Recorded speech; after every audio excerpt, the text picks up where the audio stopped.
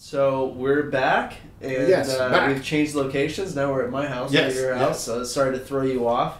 Well, we need some visual element That's change right. here. That's right. I spoke to somebody who watched the thing, and I told him how much I thought his suggestion of us doing it on radio or for sound was good. And he said, well, to tell you the truth, there's not much to watch visually. It's got a point. Yeah. We need to get some girls in here. Yes, I guess, yes. The chorus line. Anyway, so we're starting a new series. Yes. 6 actors. We're going to talk about their careers. You picked the first one, Fred MacMurray. Mm-hmm. Can you tell me why you picked Fred MacMurray? Oh, well, because I love him. Okay, let's start with that. I mean, it's That's good. What kind of love? It's an all-enduring love. Mm-hmm. Well, because he is, and this isn't just my opinion, it's historically the opinion, that he's the most underrated actor in the history of Hollywood. I mean, leading man. You know, Right. They are underrated character people and Right. stuff. But as a leading man, he was the most underrated and had a remarkable career in leading roles. Made a film in just about every genre I can think of. Yeah. I can't think of a genre that he didn't make a film in, including science fiction. Yeah. One of his last What films. was his science fiction? The Swan. Oh, yeah, Yes. yeah. Okay. Made musicals. One of the things that most people don't know is that he was a saxophone player. That's how he began. Okay? I'll give you some facts of things that people don't know about Fred MacMurray to start with. Yeah. Okay, he was a saxophone player. Went to New York after a while. Actually was a vocalist who recorded. Okay? Okay. And then worked with Bob Hope and several other people in stage shows. Okay. Okay? Sidney Greenstreet was one of the people he worked with. Went out to Hollywood actually as one of the members of a band for playing mood music on the set. An actor was either absent or couldn't make it. They put him in, and that began his career. In 1943, I think, he was the highest paid actor in Hollywood. Okay? What is also not known is that in 1939, the year I was born, he was the physical model for Captain Marvel. Okay. Did you know that? Interesting. Yes. I did not know Fawcett, the artist for Fawcett Comics, used him and even his persona as the model for Captain Marvel. You know, as I said, he didn't make that many musicals, but here was a guy who was musically talented. He made, you've seen several of the westerns that he's done. He's done melodramas, film noir. When he wanted to push over is terrific, and of course the classic. Yes, that's best ever. One of the things about him was that he seemed to be at his best. He was never bad, but he seemed to be at his best and most effective when he was cast against type, because the type was that he was a nice guy. Yeah. And anybody who worked with him. I agree. He worked with a great director too. He worked with Preston Sturges, who he hated. Okay. Which film did he make I with can't think of the name of it right now, but he made one with Sturges. Of course, he worked with Wilder. Yes, or several times. The Apartment was a role, and Wilder actually wanted him for Sunset Boulevard. Oh, really? Yeah. Actually, the original idea was Clift, right? Was Clift. Yeah. And then when Clift said no, he went to MacMurray, and MacMurray didn't really think he would fit the role. Yeah. And then Holden, who turned out to be MacMurray would perfect. have been interested in it, but Holden is the best. Is perfect for the role. His westerns, I think, are wonderful. Things like Great Day in the Morning. And then he did war pictures like Dive Bomber. Films like that. And then, of course, his comedies. The Shaggy Dog, which he plays the actor in. That's how I originally knew him. Everybody was those films. Yeah. And the TV series. But he was actually on Western, in Western series too. He was on Wagon Train. He was on Cimarron. And so he could go back and forth. I mean, the guy was just remarkable in the range of work that he could do and bring it off terrifically well. And that is why I pick him, because I'd love to have more people appreciate the work of Fred MacMurray. I mean, they could look him up on IMDb and just pick at random from the early days, from the middle years, then the last years, because the last years, you could actually bracket it starting with The Apartment. and then it ends with the swan. Yeah. And was married twice. The first wife died, and then married again, June Haver, and he died before she did. But wasn't one of the Hollywood knockarounds who sleep with every woman. That kind of behavior. Had kids. Was in real estate. Very smart about real estate. Was also known to be very, very frugal.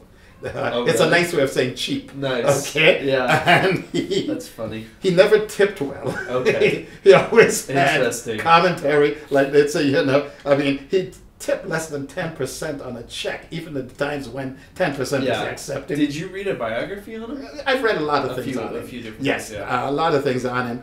And they said when somebody point out that it was less than the accepted thing, he would point to them and he'd just point to Wade. He said, do you understand how long this Wade has been working on this shift? If everybody tipped him the way I did, imagine all the money he's making just for bringing food to the table. Nice. You see, he felt people like that were overpaid. Nice. So he was funny. My favorite roles of his. Yeah. Let's hear your favorite role. Starts with Double Indemnity. Okay. Of course. Yeah. I love him in The Apartment. Yeah. I love the sense of entitlement he has in that. I love him in the Caine Mutiny, the duplicitous nature of Marinick as a character. Not Marinick, Kiefer. Yeah. That's the character that is so off the center. I saw the Westerns I like him in Great Day in the Morning. It's a very good Western.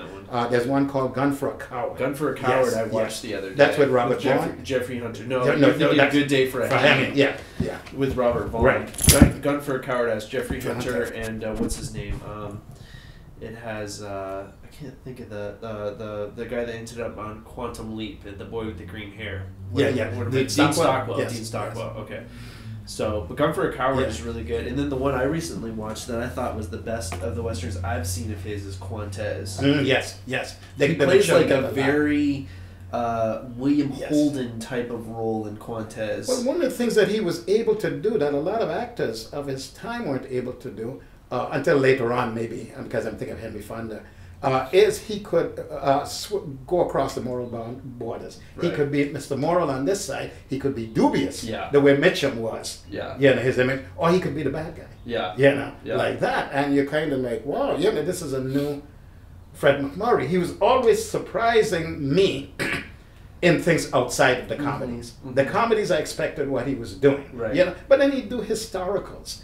Things like Alice Adams, he'd do literary adaptations. Worked with Bogart, worked with Katharine Hepburn. I think he did 7 films with Claudette Colbert. Oh wow! Because they were a hit, The Egg and I, things like that.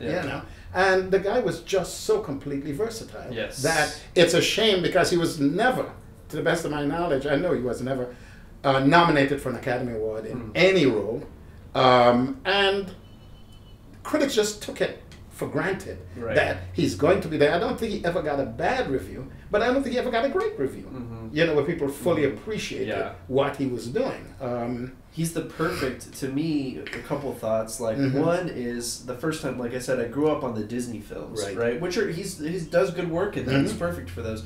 But then the Caine Mutiny was actually the first time I saw a film where I go, wait, that's not the MacMurray that I know, because he's such a jerk in that, right? And then of course The Apartment, which I think he's more impressive than Lemon or McLean. He steals the movie. I think he does because boy, he's perfect. He embodies the kind of businessman that we sometimes grow. That feels they're entitled to everything and don't have to give anything back. And if they have to give anything back, it's $1. Or like in her case, $100. And not realizing what they're doing is wrong. But he's the other thing is, with Double Indemnity, he's really the perfect noir lead to me because he's not too good looking. Like, he's just standard. And that's what you need in a noir. You need some guy who looks standard, who's just kind of going through life okay. Not like a movie star like Tom Cruise or even William Hurt in Body Heat is almost too good looking. You need someone like Fred MacMurray or someone like that who you can tell some hot woman comes on to him and says, "Kill my husband," and he's going to go, "Hell yeah, hell yeah, I'm going to do it." Because he won't get a shot at her otherwise. Exactly, exactly. So I think he's like the ultimate, the example of how to cast a true film noir. Yeah. And again, he was not the first choice on that one. What was the first choice on Holden that? Again was. Okay. And Holden didn't want to do it. And Holden is good for that too. Yeah. But MacMurray really, the other thing that he brought off that people don't associate with him is smart aleckness. Yeah. You know, he's a smart aleck throughout, who outsmarts himself. Yeah. You know, and those are subtle touches that a good actor will find in a screenplay. Yeah. And heighten. You know, where somebody will just read the lines and they'll convince. Mm-hmm. But you'll see that this touches on the guy's ego. And Double Indemnity, as I said, is my favorite because I see it as a three-way love story. It's a love story between, of course, him and Barbara Stanwyck. But it's also a love story between him and Keys. Right. You know, which is, and then, of course, the other love story is really him and himself. Yeah.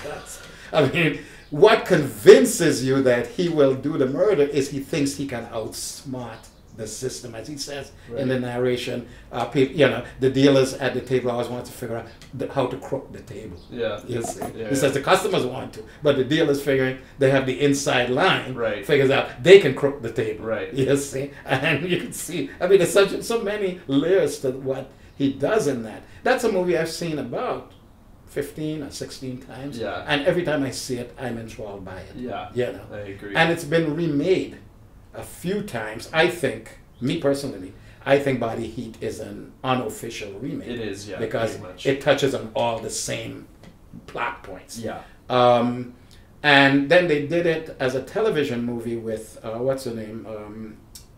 Lee Remick and Richard Crenna. And it just I didn't see that one. One of our cameras died. Hold on one second. It just doesn't work at all. And that's one of those stories where, as you would look at it, you would think, because of the flow of the story, that anybody could do it and be that effective. Yeah. Until you see the remix, and then you realize, no. Yeah.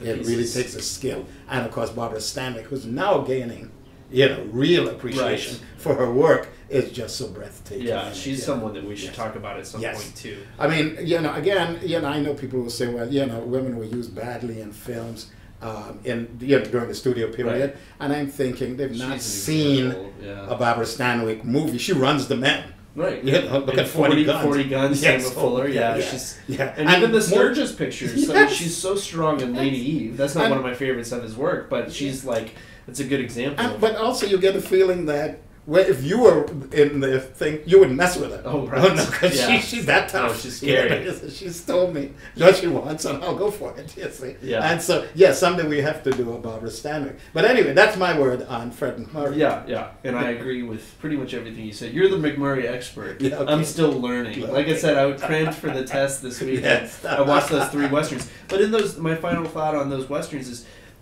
he plays a very different guy in each of them. It's not like he's, again, like there's some interesting differences, subtle differences in each of those performances that I really enjoyed. In Gun for a Coward, that I could see Spencer Tracy in that role instead. In Good Day for a Hanging, I could see, I don't know, Glenn Ford in that role. You know what I'm saying? So there's different things that he's doing. So I think that, a lot of people have been talking about Philip Seymour Hoffman and the tragedy of his death, and so for the next actor, I think that we should cover Hoffman's work. Okay. While it's important, his work will always be important, but while it's on the this is Bandit, by the way. guest star. Standing. That's right. Guest star.